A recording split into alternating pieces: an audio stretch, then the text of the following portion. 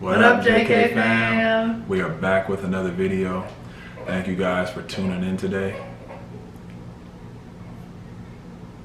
Right as we start, Rayla starts crying. But it is what it is. We're gonna try to get through this video, and if she joins us, cool. If she stays over there and she finishes napping, cool. But today, we're on episode 3 of Dining Room Discussions. We've actually got a good bit of feedback on these. We appreciate all the views and all the comments and all the likes on these videos, so we're gonna keep it coming. And the topic for today is raising children in this sinful and crazy world. And this is a really loaded topic. We could talk about this in multiple episodes, so we're just gonna kind of highlight it. But we are raising children in a sinful world, so we're gonna chop that up. And is there anything you wanna say? Let's get it. Let's get it.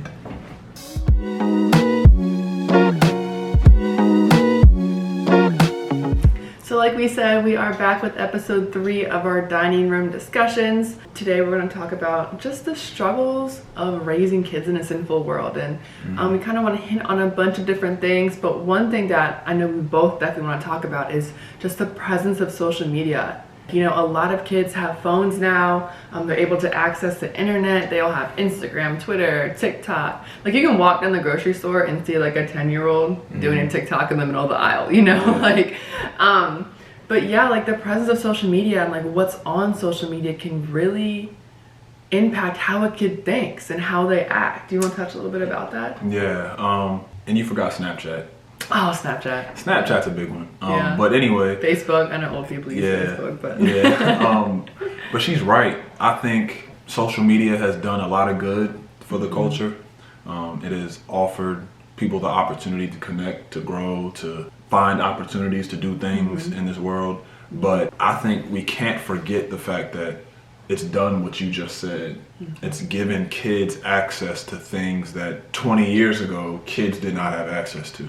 And things that they shouldn't even be watching or looking at. Yeah, so social media has given children the ability to see things that their eyes actually shouldn't be seeing. Like, they're not mature enough to see. And, you know, we could receive pushback for saying that even. Like, a lot of people feel like, oh, you know, kids can watch whatever they want to watch. But the reality is that social media at an early age causes kids to actually have a false sense of friendship, false sense of confidence. Confidence is a big one. Confidence, especially working at a middle school, I definitely see that. Yeah, and confidence and self-esteem kind of go hand in hand. So it gives them a false sense of that, and those things can be really detrimental to kids, which in turn could affect how your children, you know, are raised, because your kids are friends with these people. So social media is something that I think we're definitely going to allow our kids to partake in, but you have to be very careful what you allow them to see and how young you allow them to participate in. And you really have to monitor like what they watch and what they see, because things like, not only are they available, but they're so easy to access. You can just be watching Snapchat, or you're on Instagram or whatever, and like you can just see things pop up. And you're like, oh, what is that? And like it sparks their interest, and then they can be watching, you know, videos about drugs, about money, about like things that like really they shouldn't be thinking about this age, or see like ladies who are really thin and considered beautiful. That's the standard of beauty on social media, but that's not what it really is in reality. Right, and I'm glad you touched on that. I kind of hinted at it, but you brought the point along, and that's social media creates just this false narrative of what life really is. Like, we as mature people know that social media is literally a captured moment of your life. And even still, it's a captured moment, and it's what you choose to put on there. Yes, it's what you want people to see. Yes, and that's what's dangerous for kids, because kids who do struggle with confidence or self-esteem, or just a normal kid in general who probably shouldn't be on social media at a young age, literally thinks, wow, this is what life is like. And it's really not. It's really not. So we have to really be careful of that, and we're going to definitely try our best with our children to allow them to enjoy those things in life, but also find the balance of what they should and shouldn't be doing. And you touched on it. I think you said music, or you said them watching, videos or things like that. And that is kind of what we wanted to talk about next. And that's just entertainment. Like entertainment, in a way, goes hand in hand with social media, because people use social media now to promote their entertainment. Yeah. We're talking about music videos, movies, music, anything that is used to stimulate the eyes and provides a form of entertainment is dangerous for children. Why do you think it's dangerous? I mean, there's so many movies today. It could be a PG-13 movie, and there's loads of cussing in it. There may be some like scenes that hint at sex, or that there's sex scenes in them. Most of those are rated R. But there's just things that, like, when I was a kid, you didn't see a lot. Yeah. You really didn't. And I remember on TV, like, you were able to put like child restrictions on the TV. Like, you were able to block certain channels and stuff. And I'm not sure if they still have that now, but I don't really know people who really I think use they that do, stuff. but I feel like people just allow their kids to watch whatever. Yeah. So yeah, there's just a lot of things that, especially young kids, like our kids, like, are extremely young, but like kids that shouldn't really be seen. Yeah, I agree with you. And I think what stimulates the eye is very dangerous, like the movies, music videos, things like that.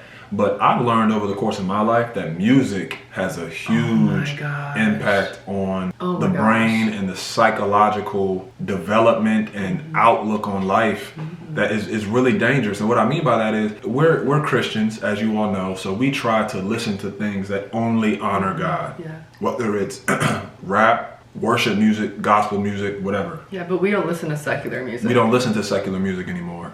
Secular meaning things of the world. Yep, things that don't explicitly honor God in what they do. So it's important to realize that kids listening to these things, whose minds and brains are not mature and developed, they listen to these things, and these things create mental pictures in their heads that cause them to think and want certain things that are not healthy for them. Whether it's a rap song, country song, rock song, it doesn't matter what style of music it is.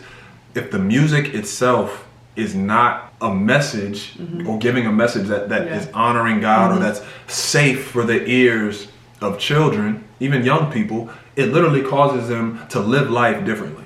And a lot of people think that, oh, I'm just listening to this type of music, I'm not practicing that lifestyle or what they're talking about.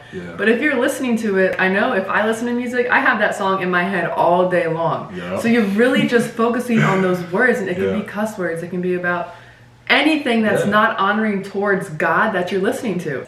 And so many people are listening to these types of music. You turn on the radio and you hear it. You're watching a video and you hear it. Or maybe, you hear someone like having like a speaker on their backpack. I know I've seen a lot of people do that. But they're blasting these profanities, and it's just, you don't want your kids listening to that, because you don't want them to think that that's okay to practice or okay to listen to. And you don't want them to practice that eventually, or just think that that's okay. And I'll bring closure to the music thing by touching back on what you just said. People would challenge us in what we just said and say, listening to music does nothing to my mind. Or does nothing to my actions. And the reality is, it might not, right? It might only be something that changes how you think. But how you think is literally one decision away from how you act. And that's why music can be so harmful to children, because their minds aren't mature. But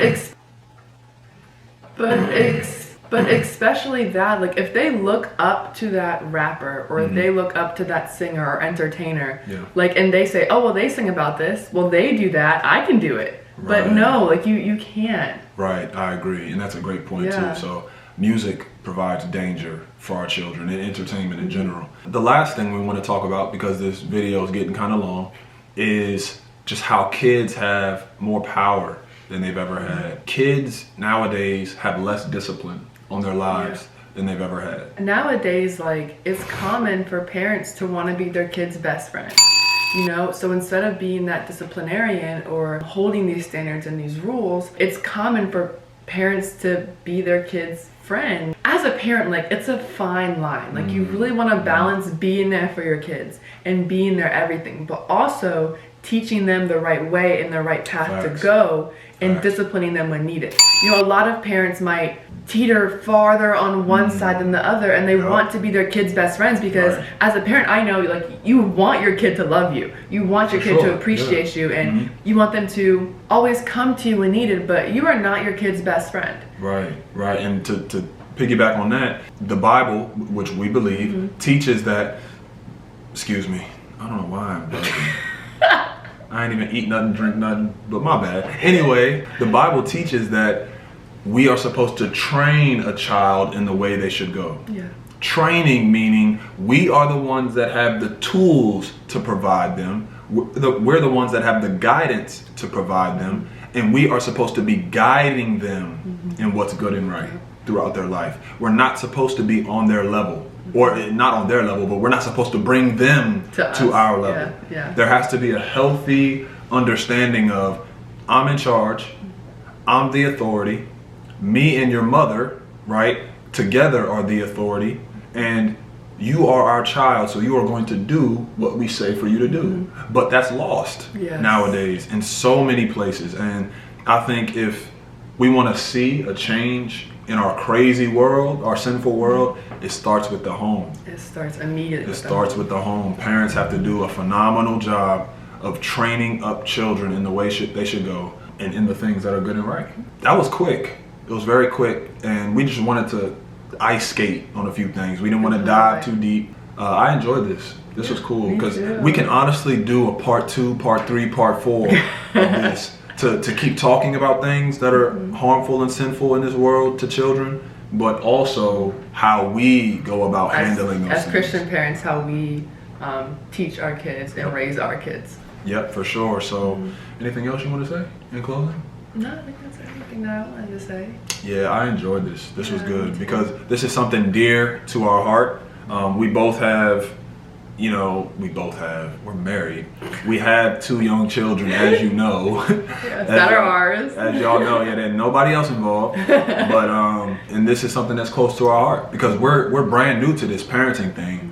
But we don't want to mess up. We don't want to get it wrong. So we want to make sure we're giving it our best shot. And we use people around us too to help us and guide us. That parents that, our parents or parents that we know are training their kids the way they're supposed to go. We take guidance from them as well. For sure. 'Cause So we're not in this alone. yeah, and we don't want to make it seem like we got all the answers. either. Yeah. Like, we're just sharing from our short 3 years of experience. So, if you like this video, please smash that like button. Please drop a comment below saying whether you liked it. If you agree, disagree, cool. We're open to all feedback. Yeah. This is not something that we just want to drop the video and leave. We want it to be interactive. So, please drop a comment. And if you're new to this channel, please hit that subscribe button. Yes. All right, we're on the road to 200 subscribers, and we'd love for you all to help us get there.